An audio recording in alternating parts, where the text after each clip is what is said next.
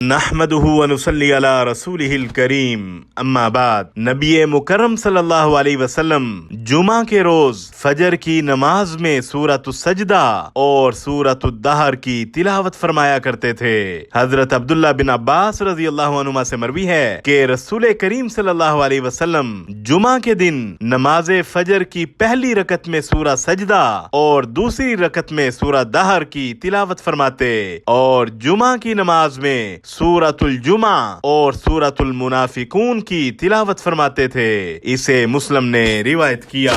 جمعہ کے دن سورہ کہف کی تلاوت کرنے والے کے لیے 2 جمعوں کے درمیان ایک نور روشن کر دیا جاتا ہے۔ حضرت ابو سعید خدری رضی اللہ عنہ سے روایت ہے کہ نبی کریم صلی اللہ علیہ وسلم نے ارشاد فرمایا، جس نے جمعہ کے دن سورہ کہف کی تلاوت کی اس کے لیے اللہ تعالی 2 جمعوں کے درمیان ایک نور روشن فرما دیتا ہے۔ اسے حاکم اور بہقی نے روایت کیا۔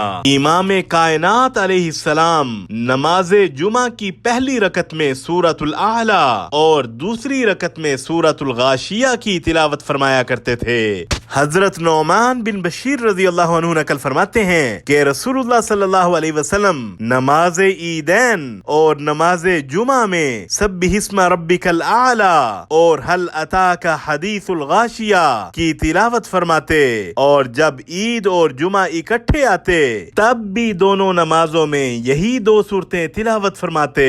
اسے مسلم نے روایت کیا۔ وصلی اللہ علی النبی الکریم۔